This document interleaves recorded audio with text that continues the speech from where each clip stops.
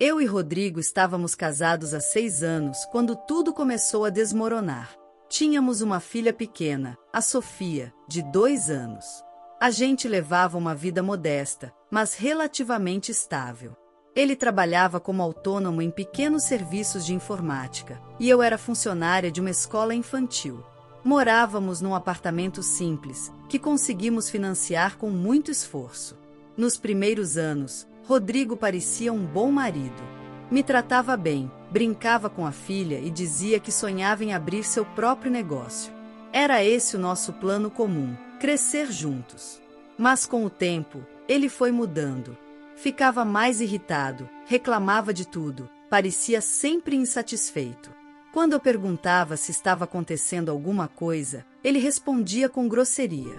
Tá tudo bem, você que reclama demais. Não posso nem respirar em paz. Eu comecei a pisar em ovos dentro da minha própria casa. Trabalhava o dia inteiro, cuidava da Sofia, fazia as tarefas de casa, e ainda assim era acusada de ser chata ou cobradora. E apesar disso tudo, nunca imaginei que ele poderia me trair de forma tão cruel e calculista. A primeira pista apareceu numa tarde comum. Recebi uma ligação de uma financeira com a qual nunca tive contato. A atendente me perguntou se eu estava ciente do contrato de empréstimo que havia sido feito no meu nome. Fiquei sem ar. Desculpe, senhora, mas o pagamento está com 2 parcelas atrasadas. Podemos negociar? Disse ela, como se eu tivesse plena ciência de tudo. Na hora, achei que era golpe. Desliguei, nervosa, e contei para minha colega de trabalho. Ela me orientou a conferir no Serasa e no site do Banco Central. Fiz isso na hora do almoço, tremendo, e descobri ali a bomba. Meu nome estava associado a 2 empréstimos recentes. Um no valor de R$ 15.000, outro de R$ 8.000. Ambos aprovados com dados absolutamente corretos. Corri para casa naquele dia. Rodrigo estava no sofá, como se nada tivesse acontecido. Você sabe de alguma coisa sobre empréstimos no meu nome? Perguntei, com a voz falhando. Ele me encarou por 2 segundos e simplesmente disse: Você não ia entender. Eu precisava.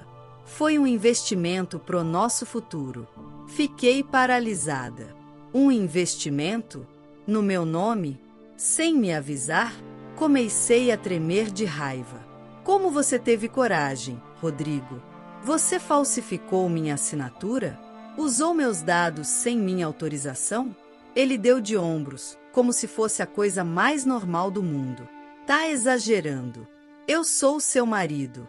Que diferença faz? O dinheiro vai voltar.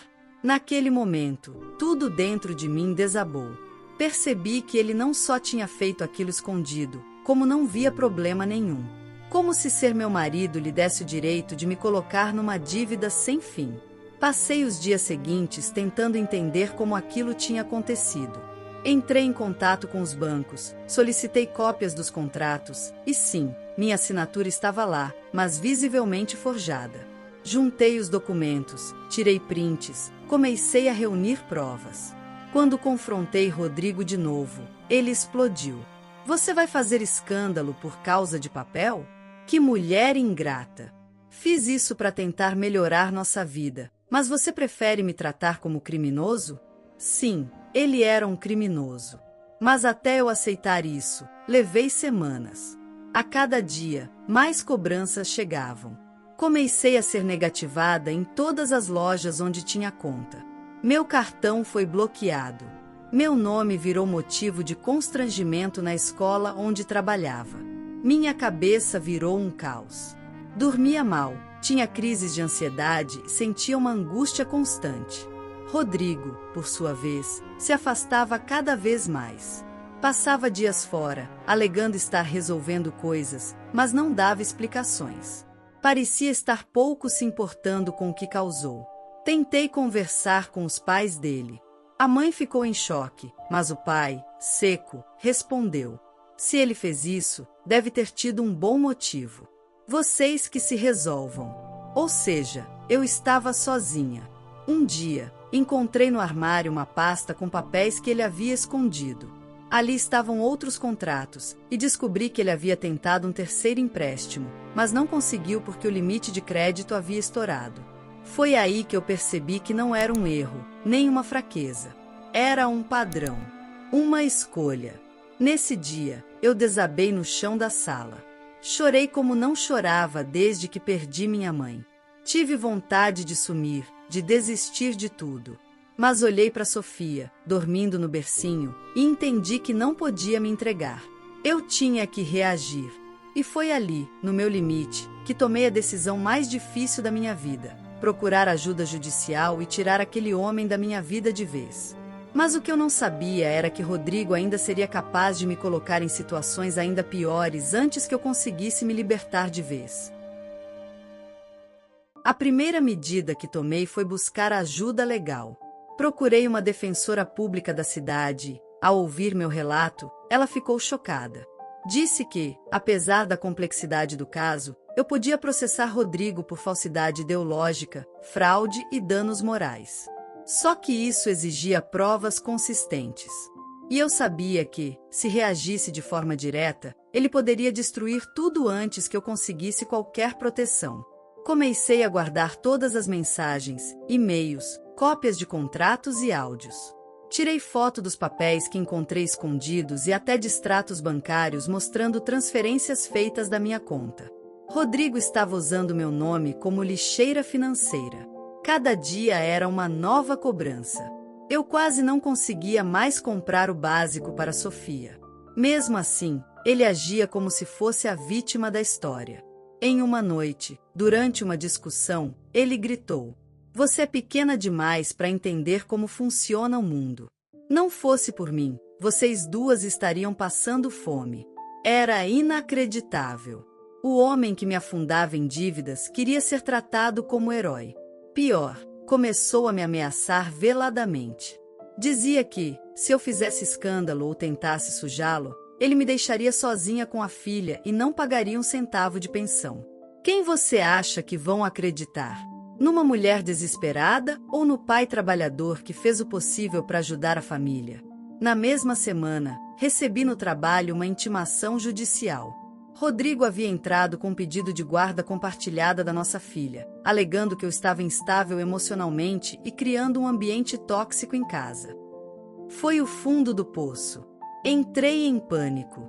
Como ele teve coragem de inverter tudo? E pior, isso fez com que a escola onde eu trabalhava me afastasse temporariamente, alegando que meu nome envolvido em questões legais e financeiras poderia comprometer a imagem da instituição. Eu me vi desempregada, endividada, com uma filha pequena e à beira de um processo judicial armado por um homem que eu ainda chamava de marido. Sem ter para onde correr, fui morar com minha tia Noêmia, que me acolheu como pôde. Ela era aposentada, vivia com o básico, mas dividiu comigo o que tinha. Sofia passou a dormir num colchão ao lado da nossa cama improvisada. E mesmo em meio ao caos, minha filha sorria. Ela não entendia o que acontecia, e aquilo partia meu coração. Consegui um novo advogado por meio de uma ONG. Foi ele quem me orientou a registrar boletins de ocorrência e entrar com uma denúncia formal de falsidade ideológica. Mas para isso, eu teria que enfrentá-lo em uma audiência. Meu medo era que ele me manipulasse diante do juiz, como sempre fez comigo. Fui me preparando emocionalmente. Cada documento entregue era uma batalha. E Rodrigo, percebendo que eu estava me movimentando, começou a tentar se reaproximar. Um dia apareceu na casa da minha tia com flores e brinquedos para Sofia. "A gente se ama, Ana. Tudo isso é exagero seu. Vamos conversar sem envolver juiz." Ele queria ganhar tempo. Sabia que, se eu desistisse do processo, sairia impune. Respondi firme: "Você não me ama. Quem ama não destrói a vida da pessoa que diz amar." A partir dali, ele virou o jogo de novo. Passou a dizer para todos os nossos amigos e parentes que eu estava difamando por vingança, que queria tirar tudo dele só porque nosso casamento tinha fracassado. Alguns conhecidos começaram a me evitar. Diziam que isso era briga de casal e que eu devia resolver em casa. Mas não era briga de casal. Era crime. Eu estava sendo roubada por alguém que dividia a cama comigo. Era como se tivesse sido traída de todas as formas possíveis, emocional, financeira e moralmente. Quando a primeira audiência chegou, minhas mãos tremiam. Rodrigo apareceu com um terno emprestado e cara de bom moço. Tentava convencer o juiz de que foi um erro bobo e que ele estava tentando consertar tudo, mas que eu era inflexível e orgulhosa. Felizmente, minha advogada tinha tudo documentado. Os contratos falsificados, os extratos, as mensagens, os áudios. A juíza suspendeu qualquer tentativa de guarda ou convivência imediata com Sofia e deu andamento ao processo criminal. Pela primeira vez, eu vi Rodrigo abaixar a cabeça. Mas ele não desistiu. Começou a atrasar intencionalmente as parcelas de pensão provisória. E mesmo com ordem judicial, dificultava os depósitos. A situação foi ficando insustentável. Voltei a trabalhar como atendente em uma lanchonete para garantir o mínimo. Nos bastidores, ele ainda me ameaçava. Disse que se eu não retirasse a queixa, ia expor segredos meus na internet. Que ia contar que eu era desequilibrada e histericamente obcecada em destruí-lo. Tudo mentira. Mas o medo me paralisava. Foi aí que recebi uma ligação inesperada de uma mulher chamada Denise. Ela dizia ser ex-namorada de Rodrigo e que ele havia feito a mesma coisa com ela no passado, usado o nome dela para abrir um crediário, pegado dinheiro emprestado e depois sumido. Ele é um manipulador, Ana. Fique firme. Ele joga com a nossa culpa. Com o apoio dessa mulher e de outros relatos que ela me ajudou a levantar, conseguimos abrir um novo processo, dessa vez com mais elementos. Rodrigo não era apenas um marido irresponsável. Era um estelionatário emocional e financeiro. Um padrão de comportamento. Eu estava cansada, exausta, mas determinada. Sabia que ainda tinha um longo caminho pela frente, mas pela primeira vez em anos, sentia que estava deixando de ser vítima para virar protagonista da minha história. Eu só não imaginava que ele ainda preparava um último golpe, e que dessa vez, ele envolveria diretamente o futuro da nossa filha. Quando achei que nada mais podia me surpreender, Rodrigo resolveu usar a única coisa que sabia que poderia me desestabilizar, nossa filha. Ele entrou com um novo pedido judicial, solicitando guarda compartilhada com residência alternada. Na prática, isso significava que Sofia teria que morar com ele semana sim, semana não. Ao ver aquele documento, minhas pernas falharam. Como alguém que mal pagava a pensão, que me afundou em dívidas e quase nos deixou na rua, agora exigia dividir a rotina de uma criança que ele mal conhecia. Meu advogado alertou: ele está tentando forçar um acordo. Quer te desgastar até você ceder. E o pior é que estava funcionando. Eu chorava escondida para não preocupar Sofia. Ela me perguntava: mamãe, por que você tá triste de novo? O processo avançava, e Rodrigo passou a tentar se mostrar presente. Aparecia em dias de visita com presentes caros, contava histórias mirabolantes para Sofia, tentando parecer o pai perfeito. Ela, ainda inocente, começava a acreditar. Mamãe, o papai disse que vai me levar para Disney. Era cruel. Eu não podia competir com promessas vazias. Tudo que eu podia oferecer era estabilidade, amor real e uma cama quentinha na casa da tia Noêmia. E mesmo assim, ele queria me tirar até isso. Mas então, uma virada inesperada aconteceu. Lembra da Denise, a ex dele que me procurou? Ela descobriu que Rodrigo havia usado o CPF da própria irmã para financiar um carro. A mulher quase foi presa por conta disso. Ao saber que ele continuava fazendo vítimas, Denise me ligou desesperada. Ana, tem mais. Ele está envolvido com um esquema de laranjas. A sua dívida pode estar ligada a isso. Com a ajuda dela, conseguimos registrar um boletim de ocorrência coletivo. O nome de Rodrigo agora aparecia em 3 investigações paralelas, todas por estelionato. Finalmente, a promotoria pediu a quebra de sigilo bancário e fiscal dele. Enquanto isso, eu continuava lutando em silêncio. Voltei a estudar à noite, fazia bicos nos fins de semana, tudo para sair daquele buraco. Tinha noites em que só conseguia dormir depois que Sofia pegava no sono, e mesmo assim, com o coração apertado. Numa das audiências, Rodrigo se exaltou ao ver Denise como testemunha. Gritou dentro do fórum, acusando todos de conspirarem contra ele.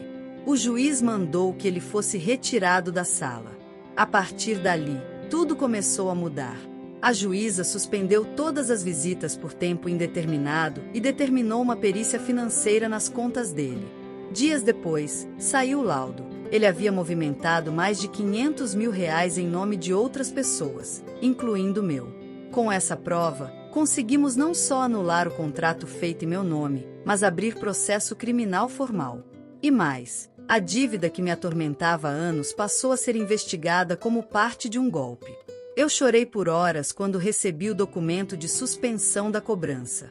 Era como se tivessem tirado 50 quilos das minhas costas. Mas Rodrigo não sumiu sem tentar dar o último golpe. Um mês depois da decisão, ele me enviou um áudio. Você destruiu minha vida. Mas eu ainda posso acabar com a sua. Se eu cair, você cai comigo. Eu salvei aquele áudio e levei à polícia. Solicitei medida protetiva. Sofia foi colocada sob minha guarda exclusiva. A justiça reconheceu que havia risco à integridade emocional e física da nossa filha. Pela primeira vez em muito tempo, eu consegui dormir tranquila. Pouco tempo depois, recebi um convite para participar de uma roda de apoio a mulheres vítimas de violência patrimonial. Contei minha história com a voz trêmula, mas percebi que outras tantas ali tinham passado por coisas parecidas. Não éramos poucas. Só estávamos caladas. Hoje, anos depois, sigo batalhando. A dívida foi extinta, mas a marca emocional ficou. Rodrigo foi condenado por falsidade ideológica, estelionato e ameaça. Cumpre pena em regime semiaberto e não tem qualquer contato com a nossa filha. Sofia cresceu sabendo que verdade não se grita, se prova. E toda vez que me pergunta por que o pai dela não está presente, eu respondo com calma. Porque amor não é promessa. É atitude. Essa história me ensinou que às vezes o maior inimigo pode estar dentro de casa. Mas também me mostrou que a verdade, por mais silenciosa que seja, sempre encontra o seu caminho de volta. E hoje, cada passo que dou é meu. Porque depois de ser usada, enganada e ameaçada, eu finalmente aprendi a não pedir permissão para ser feliz. A história de hoje chegou ao fim. E se você quiser mudar a sua história através de deliciosos brigadeiros gourmets, os tornando sua fonte de renda extra, ou até mesmo principal, adquira agora seu livro digital, que chegará no seu e-mail com mais de 80 receitas de brigadeiros por um preço ridiculamente barato. Você ainda ganha bônus sensacionais como planilha mágica de precificação, receitas bônus de outros doces e muito mais. E se não quiser fazer renda com seus brigadeiros, você pode simplesmente deixar seus amigos e familiares apaixonados por essas gostosuras. Clica no link da descrição ou do primeiro comentário desse vídeo e reserve agora seu livro digital. E não se esqueça de comentar qual lição você tirou dessa história. Também deixe um like no vídeo e se inscreva para não perder os próximos vídeos. Tchauzinho!